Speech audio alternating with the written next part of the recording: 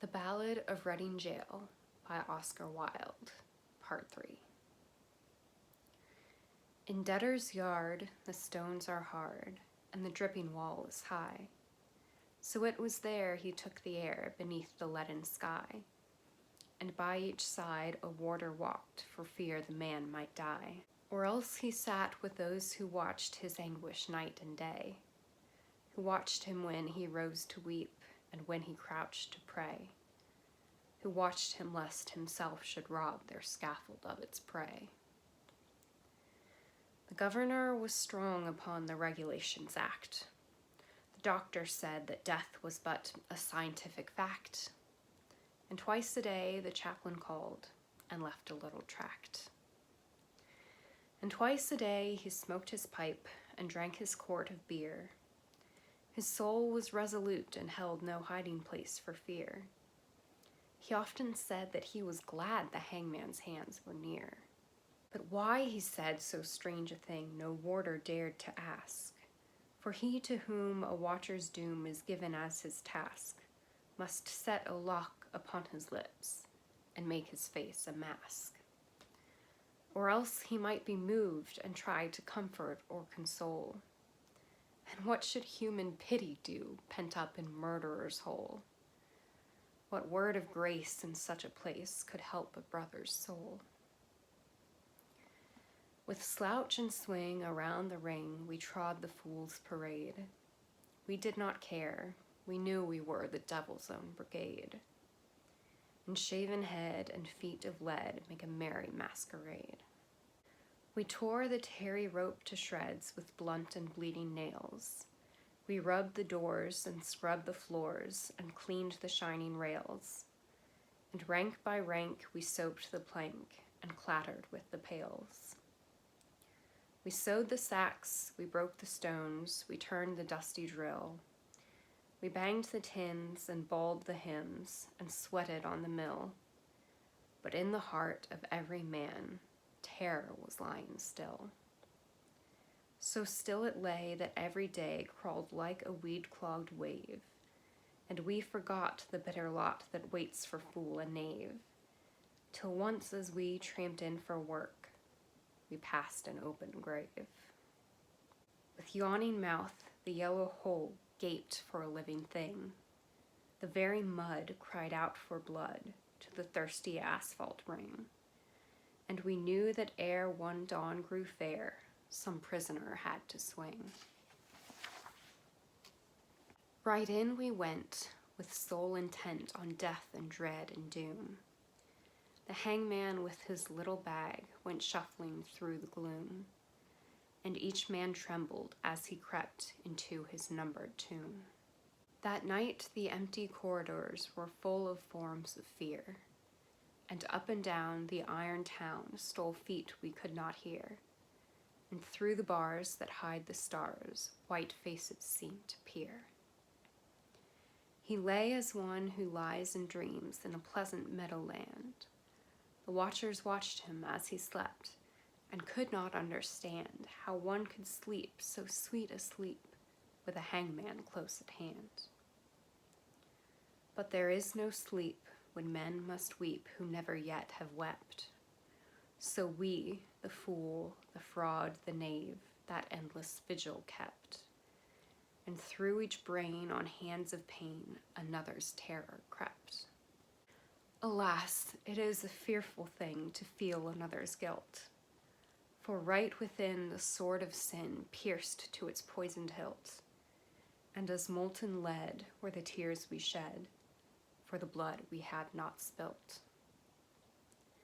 The warders with their shoes of felt crept by each padlocked door, and peeped and saw with eyes of awe gray figures on the floor, and wondered why men knelt to pray who never prayed before.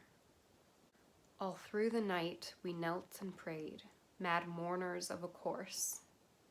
The troubled plumes of midnight were the plumes upon a hearse, and bitter wine upon a sponge was the savor of remorse. The gray cock crew, the red cock crew, but never came the day, and crooked shapes of terror crouched in the corners where we lay, and each evil sprite that walks by night before us seemed to play. They glided past, they glided fast, like travelers through a mist. They mocked the moon in a rigadoon of delicate turn and twist, and with formal pace and loathsome grace, the phantoms kept their tryst. With mop and mow we saw them go, slim shadows hand in hand. About, in ghostly rout they trod a saraband, and the damned grotesques made arabesques like the wind upon the sand. With the pirouettes of marionettes they tripped on pointed tread, but with flutes of fear they filled the ear as their grisly mask they led. And loud they sang, and long they sang, for they sang to wake the dead. "Oh ho!" they cried, "the world is wide, but fettered limbs go lame, and once or twice to throw the dice is a gentlemanly game, but he does not win who plays with sin in the secret house of shame." No things of air these antics were that frolicked with such glee, to men whose lives were held in gyves and whose feet might not go free. Ah, wounds of Christ, they were living things, most terrible to see. Around, they waltzed and wound, some wheeled in smirking pairs. With the mincing step of a demirep, some sidled up the stairs, and with subtle sneer and fawning leer, each helped us at our prayers. The morning wind began to moan, but still the night went on. Through its giant loom, the web of gloom crept till each thread was spun. And as we prayed, we grew afraid of the justice of the sun. The moaning wind went round and round the weeping prison wall, till like a wheel of turning steel we felt the minutes crawl.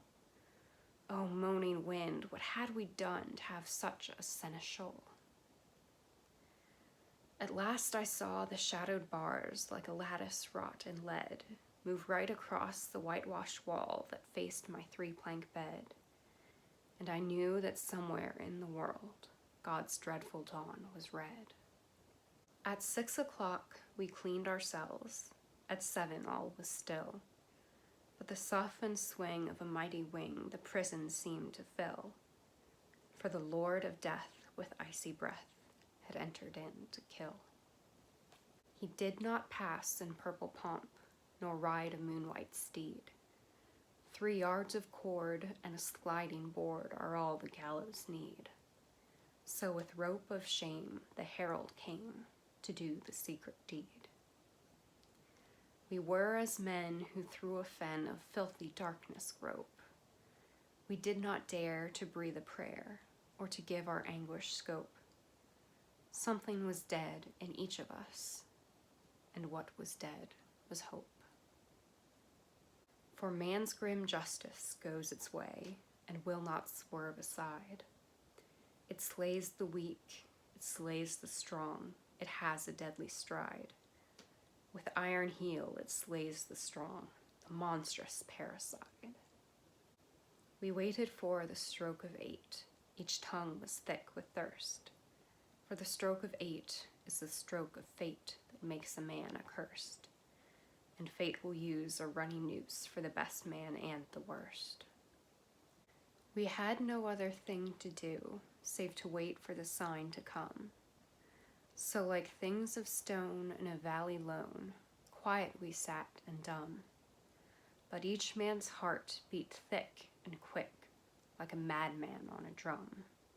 With sudden shock, the prison clock smote on the shivering air, and from all the jail rose up a wail of impotent despair, like the sound that frightened marshes hear from some leper in his lair.